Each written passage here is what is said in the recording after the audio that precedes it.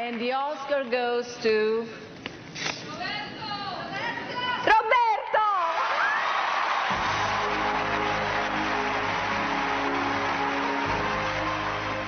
There it is, that unforgettable moment during the 1998 Academy Awards when comedian, actor, director, writer Roberto Benigni climbed up on the seats of the auditorium, raised his fists in triumph to the cheers of the Hollywood elite all around him, stopped to shake hands with Steven Spielberg, then jumped down into the aisle and hopped his way toward the stage to finally accept his Oscar from fellow Italian Sophia Loren.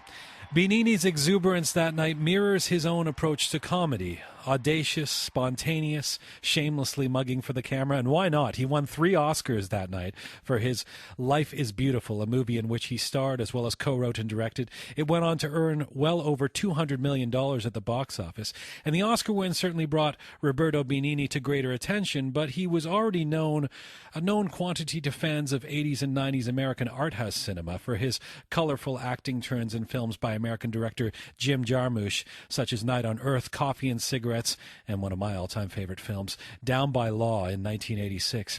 And in his native Italy, of course, Benigni has been nothing short of a national hero for more than 30 years, having made some of that country's most popular movies, including Johnny Stecchino and Il Piccolo Diavolo. Roberto Benigni was born in 1952 and grew up in rural Tuscany, just south of Ravenna, the city where one of his greatest heroes, the poet Dante Alighieri, died in 1321. And now it is one of Dante's masterworks, the Divine Comedy, that has brought Roberto Benigni back to North America. Benigni is starring in his own one-man stage show, Tutto Dante, a mix of comedy and poetry, performed in both English and Italian, complete with a recitation from the Inferno. The show has earned rave reviews after touring in theaters across Europe for the past 3 years. Tutto Dante has its Canadian premiere in Montreal and Toronto next week. And right now, we've reached Roberto Benigni by phone in his hotel room in New York City. Hello, sir. Hello. Thank you very much. Oh, my God. Thank you for what you said. I was just hearing, who is that guy? Wonderful. You describe me like a wonderful guy. I thank you. How much I owe you? Well, you've already paid us with your career. You don't owe anything now. Oh, thank you. Thank you, really. How are you, Roberto Benigni? Oh, fine. I'm just back from San Francisco where I did my debut. How do you say? Debut, yes. Debut was such a wonderful evening last night in San Francisco. My first time in the United States. So I am really excited, full of emotion, full to the brim. Yes. Pieno di emozioni. My heart is beating, is pulse, you know. And this interview with you, I am really full of exuberation. Yes. Yes, exuberation, because it's my first time on stage in English. Can you believe it? Well, I know it's your first time. Now, you've had a lot of success touring Tutto Dante across Europe for almost 3 years now. But this premiere in San Francisco, with you doing this in English, what was the audience reaction? You know, they reacted, they called me, they want another show in San Francisco. So they liked it. No, they answered to me, no, they want to understand what you said. Because of it was really a wonder. I was joking, it was a wonderful evening, very moving and very funny because, you know, my accent, it's funny, but we can joke about everything, but not about poetry. So in the first part of the show, I am talking about current events, up-to-date things about Berlusconi, Obama, and what happened now in the world. In the second part, I'm going to talk about the fifth canto of Inferno, the first circle of hell, which is about lustful, the lecherous, the libidinous, you know. So about sex, about passions, about love, and it's something really unforgettable.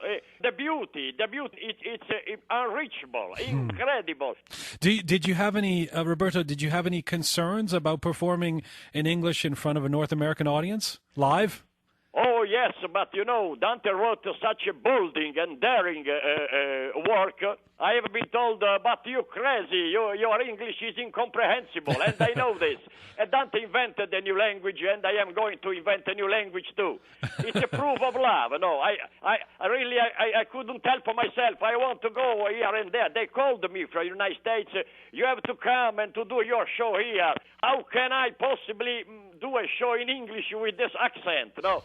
But they insist, and they said, okay, it's a proof of love, and I mean now I repeat, I am happy that I took this decision to do the show here in the United States. And Roberto, language aside, what's the biggest difference between performing for a North American audience compared to one in, say, Italy or the rest of Europe? Oh, there is no difference because Dante Alighieri is a universal poet. Great creators, they write in an eternal present. They are writing for everybody always. So every single verse of Dante Alighieri, every single is regarding us deeply. And so it's really moving. And the beauty, if we don't understand, just you stay there listening to the sound, and then it's like to hear a music because Dante uses all the styles. So it's like a symphony. It's like to hear together Beethoven and Jimi Hendrix together, Johann Sebastian Bach and Duke Ellington. It's something that you cannot forget, the rhythm, and really it's something that I am so proud to present. Not me, obviously, but Dante Alighieri. Yeah. Tutto Dante describes Dante's journey through hell, inferno, purgatorio, right, and paradise, paradiso. Yeah. Does, in your opinion, let me take the first of those three, does hell exist on earth for you, and if so, what does it look like? Oh, when you are reading Dante, we do believe, because we need, the exquisite truth is to believe in something that maybe it's a fiction, but you believe in it willingly. This is the only way to reach, There is a kind of surrender to the opinion of the author. We need a conversion, not, of course, a religious conversion, but a conversion of our imagination. And you'll never forget, for 1 hour and a half, we are there immersed in the abyss of God. And this is, we need to talk, Gian, about incomprehensible things, about the mystery of life and death. This is very healthy for everybody. But we need.